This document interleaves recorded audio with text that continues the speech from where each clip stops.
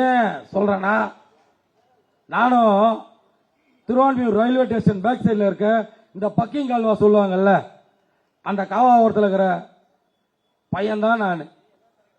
என் வீட்டு நம்பர் 225 ரங்கநாதபுரம், திருவான்மியூர், சென்னை 41. அங்கிருந்து ஒரு அடிப்படையில இருந்து வந்தவன் தான் இந்த தாமு. இங்க பார்க்கும் போது பெரிய காவா இல்ல, ஆனா சின்ன சின்ன காவா எங்க பார்த்தாலும் இருக்குது. அதை கூட சரி பண்ண முடியாம இருக்கு. அதெல்லாம் கண்டிப்பா சரி செய்வோம். நம்ம தளபதி விஜயன் 2026 முதலமைச்சரா உட்கார்ந்தா இந்த ராயபுரம் தொகுதிய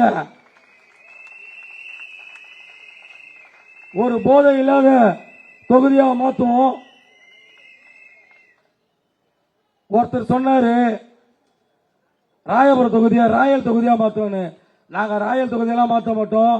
இந்த தொகுதியை சென்னை மாநகரில் 16 தொகுதியில முதன்மை தொகுதியா மாற்றுவோம் என்று உறுதி கூறுகிறோம்.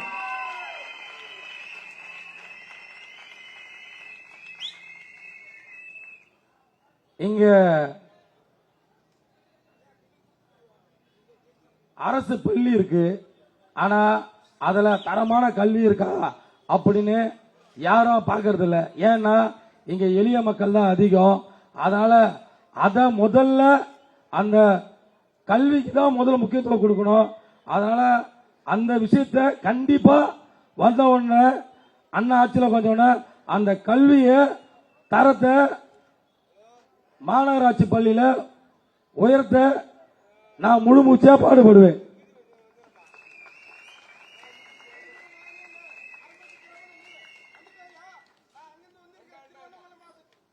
என்னடா ஓகேண்ணா, நன்றிண்ணா நன்றிண்ணா நன்றிண்ணா நன்றிண்ணா. அதனால ஒரு சில விஷயம் வாக்குறுதியா நான் வச்சிருக்கேன், அதை நான் அப்புறம் சொல்றேன். அப்புறம் நம்ம 2 கட்சி திராவிட கட்சிகள், அந்த 2 திராவிட கட்சியில ஒருத்தர் வந்து வேர்க்கனே அவரோட தோல்விய போன 2021 தோத்ததுக்கு என்ன காரணம் சொன்னார் தெரியுமா? சொல்லுங்க, யாருக்கா தெரிஞ்சா சொல்லுங்க. அதேதான். அப்போ இந்த முறை அவர் தோப்பே தெரிஞ்சு ஏன் நிக்கிறாரு? அப்ப போட்டியில் அவர் இல்லைன்னு அர்த்தம். இதான் சொன்னோம். இத சொன்னா அவர் ஒன்னு சொன்னாரு. என்ன சொன்னாருன்னா, என்ன வந்து சுயேட்சை வேட்பாளரா எல்லாரும் கருதுறாங்களா? ஒன்னே ஒன்னு சொல்றேன் அண்ணா, நான் தாமண்ணா ஜெயக்குமார்ண்ணா, நீ இருக்கிறது நான் மாவட்ட செயலர் இருக்கிற பாத்தீங்களா, மயிலாப்பூர் அந்த தொகுதியில இருக்கிற. என்னோட வேலையெல்லாம் உன் கண் முன்னாடி நிறைய இடத்துல பார்த்திருப்பேனா, நிறைய இடத்த பார்த்திருப்பேன். ஆனா நான் உன்னெல்லாம் பார்க்கலண்ணா. உன்னை ராயபுரம் தொகுதியை விட்டா தான்னா மீடியால தானே பார்ப்போம். நம்ம அப்படி கிடையாதுண்ணா. சைதாப்பேட்லயும் பார்க்கலாம், மயிலாப்பூர்லயும் பார்க்கலாம், வேளச்சேரிலயும் பார்க்கலாம். சென்னை தெற்கு மாவட்ட கழக செயலாளர். அப்புறம் இப்போ திமுக கேண்டிடேட் ஒருத்தர் இருக்காரு. அவரை பத்தி பெருசா நம்ம சொல்லக்கூடாது. ஏன்னா அவரு இப்பதான் உள்ள வந்திருக்காரு. அவரும் மண்டர் பரமர் தான். அவங்க அப்பா யாரு அப்படின்னு விசாரிச்சா அவரும் மண்டர் பரமர் தான் வந்திருக்காரு. அப்படின்னும் போது அவருக்கு அது ஒண்ணுவே போதுமானது.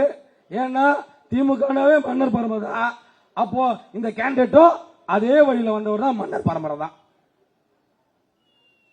அப்புறம் நம்ம தலைவர் சொன்ன ஒரே கொள்கை அடிப்படை தான், பிறப்புக்கும் எல்லா உயிருக்கும்.